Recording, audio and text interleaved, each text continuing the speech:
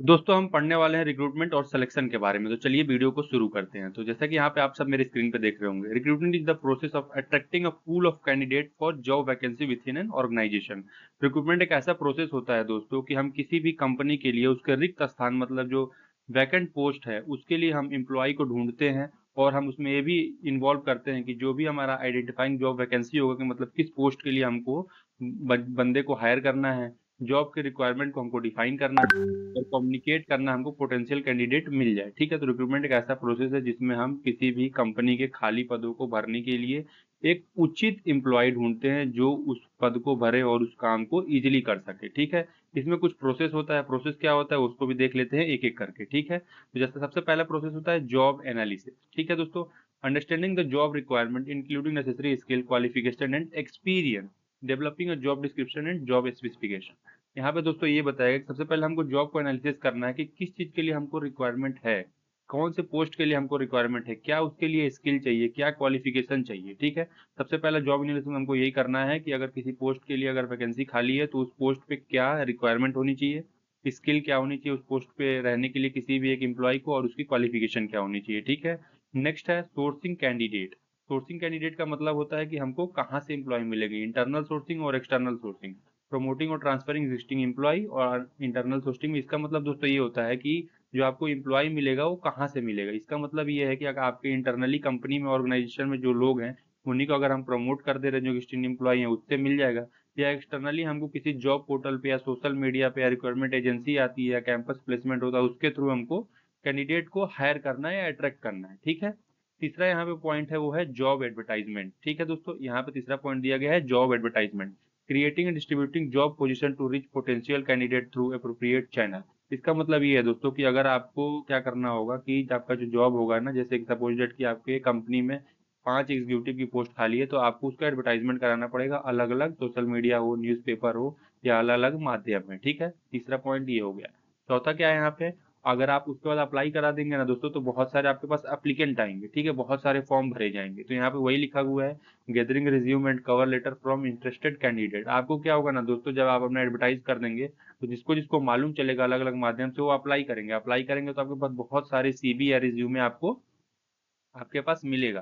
तो चौथा पॉइंट यही है। पांचवा क्या है दोस्तों, बहुत सारे आपके पास अगर रिज्यूमे आ जाएंगे तो उसको आपको आसानी हो जाएगी कि आपको कौन से एम्प्लॉय को रखना है उसमें, कौन से को नहीं रखना है। तो सबसे पहला का जो काम हो जाएगा उसमें अपना जो जॉब के अकॉर्डिंग जो भी उसमें नीड्स थी उसको स्क्रीनिंग कर लेना है। ये जैसे आगे पांचवा पॉइंट दिया गया है यहाँ पे, screening, reviewing applicant to short listed candidate based on the job requirement. जो आपका जॉब रिक्वायरमेंट था, जो स्किल चाहिए थी, जो क्वालिफिकेशन चाहिए थी, अगर उस बच्चे ने या उस एम्प्लॉई ने अपने सीवी में मेंशन कर रखा है तो उससे आपको ये इजीली मालूम चल जाएगा कि आपको ये एम्प्लॉय चाहिए नहीं चाहिए, आपके लिए टोटली वेस्टफुल होगा या यूजफुल होगा, सारी चीजें पता चल जाएगी। चलिए आगे बढ़ते हैं इसके एडवांटेज पे। ठीक है दोस्तों, चलिए एडवांटेज पे देखते हैं कि एडवांटेज क्या बताता है।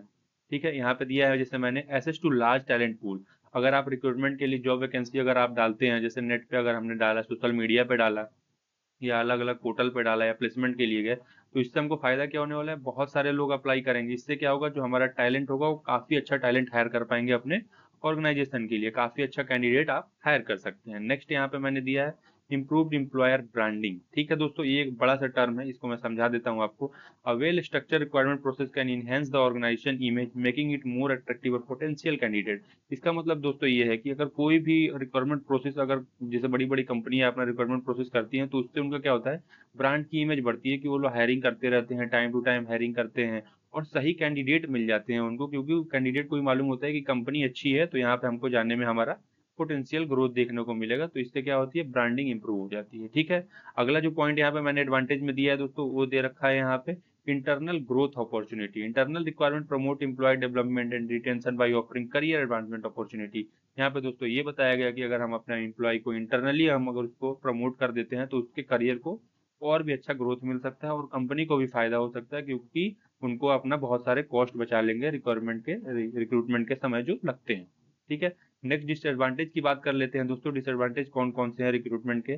पहला जो है कॉस्टली एंड टाइम कंज्यूमिंग। जैसा कि मैंने आपको पहले ही बताया कि दोस्तों कि अगर आप रिक्रूटमेंट के लिए, अगर आप जॉब के लिए अगर आप कहीं भी एडवर्टाइजमेंट करवाते हैं, सोशल मीडिया और न्यूज़पेपर हो, तो काफी ज्यादा कॉस्ट लगता है, और दोस्तों काफी टाइम कंज्यूमिंग होता है। आप आज करवाएंगे उसके बाद कब तक लोग अप्लाई करेंगे नहीं करेंगे, तो इसमें थोड़ा सा टाइम लग जाता है। इसके बाद जो नेक्स्ट पॉइंट लिखा है मैंने, वो लिखा है यहाँ पे रिस्क और पुअर फिट।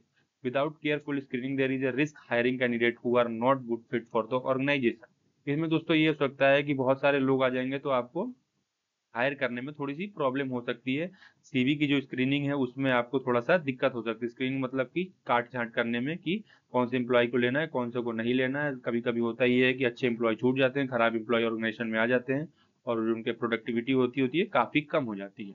अगला वाला जो यहाँ पे डिसएडवांटेज मैंने दिया है दोस्तों, वो दिया है ओवरवेलमिंग वॉल्यूम ऑफ अप्लीकेंट। यहाँ पे दोस्तों मैंने ये बताया कि बहुत सारे लोग यहाँ पे जॉब के जो पोजीशन होता है उसके लिए भर देते हैं। उससे क्या होता है दोस्तों कि आपको बहुत सारी प्रॉब्लम आ जाती है। जैसे कि आपको जब से स्क्रीनिंग को आपको करना होगा सीवी की, तो उसमें आपको दिक्कत होने लगती है। उसके बाद बहुत सारे एप्लीकेंट होते हैं तो उसके लिए आपको कॉस्ट वगैरह ज़्यादा देना पड़ता है। मतलब ओवरऑल बहुत ज़्यादा चैलेंजिंग हो जाएगा, नंबर ऑफ एप्लीकेंट ज़्यादा आ जाएंगे तो यहाँ पे। ठीक है, चलिए आगे हम सिलेक्शन की बात कर लेते हैं। ठीक है, कि सिलेक्शन होता क्या है। सिलेक्शन के बाद उसका प्रोसेस देख लेंगे। ठीक है दोस्तों, selection is the process of choosing the most suitable candidate from the pool of applicant. ठीक है दोस्तों, सिलेक्शन एक सबसे पहले तो निगेटिव प्रोसेस होता है दोस्तों। मैं पहले बता दे रहा हूँ, आप पूछेंगे निगेटिव क्यों होता है, तो निगेटिव इसलिए होता है दोस्तों क्योंकि रिक्रूटमेंट में हमने जॉब पोजीशन के लिए मतलब जितने इंप्लॉई सब भर सकते हैं, जो एलिजिबल है नहीं है सब लोग भर सकते हैं। लेकिन सिलेक्शन में क्या होता है दोस्तों, हम उनको निकाल देते हैं। जब स्क्रीनिंग करते हैं हम लोग तो उनको निकाल देते हैं। इसीलिए हमने बोला कि selection is the negative process. ठीक है, उसके बाद यहाँ पे दिखा है जैसे मैंने लिखा है selection is choosing the most suitable candidate for the pool of applicant. इसका मतलब दोस्तों ये है कि सिलेक्शन एक ऐसा प्रोसेस है जिसमें हम बढ़िया से बढ़िया एम्प्लॉय को हायर करते हैं उस जो भी हमने एप्लीकेशन के लिए जो फॉर्म भेजा था उसमें से।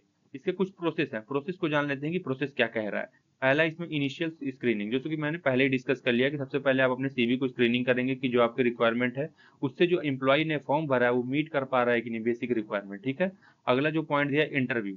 स्क्रीनिंग के बाद दोस्तों बहुत सारी कंपनियां क्या करती है, इंटरव्यू लेती हैं on the basis of requirements, on the basis of skill, on the basis of qualification, कि क्या वो बंदा क्वालिफाइड है नहीं है, क्वालिफिकेशन है कि उसकी नहीं है जितनी हमारी उस पोजीशन के लिए चाहिए, नीड जो है उसकी उसके लिए देखते हैं।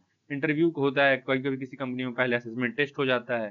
ठीक है दोस्तों, तो यहाँ पे मैंने तीसरे नंबर पे लिखा है असेसमेंट टेस्ट। बहुत सारी कंपनियां क्या करती हैं दोस्तों, टेस्ट लेती हैं। ठीक है, टेक्निकल टेस्ट लेती है, एनालिटिकल टेस्ट लेती है, मतलब बहुत सारी टेस्ट लेती हैं। उसके बेसिस पे वो लोग इम्प्लॉय को आउट करती हैं अपने फॉर्म से। ठीक है, इन तीनों चारों होने के बाद दोस्तों बहुत सारी कंपनियां ऐसे नहीं रख लेती हैं। वो क्या करती हैं, यहाँ पे बैकग्राउंड वेरिफिकेशन करती हैं। जैसे गवर्नमेंट जॉब में आप देखे होंगे कि बहुत सारे बच्चे फॉर्म भरते हैं, एग्जाम देते हैं, पास आउट हो जाते हैं, तो बैकग्राउंड वेरिफिकेशन होता है कि जो भी एम्प्लॉई आया है या फिर जो भी कैंडिडेट आया है या जो भी बच्चा आया है उसका बैकग्राउंड कैसा है, कहीं बैकग्राउंड खराब तो नहीं है दोस्तों, या फिर कोई क्रिमिनल रिकॉर्ड वगैरह तो नहीं है उसके बैकग्राउंड में। ठीक है, उसके बाद क्या किया जाता है, यहाँ पे आपको जॉब ऑफर किया जाता है। ठीक, क्या किया जाता है, जॉब को ऑफर कर दिया जाता है कंपनी के द्वारा। और नेक्स्ट स्टेप में क्या होता है, आपको ऑन बोर्ड कर दिया जाता है कि आपको इतने तारीख से आगे ज्वाइन करना है और काम करना चालू कर देना है।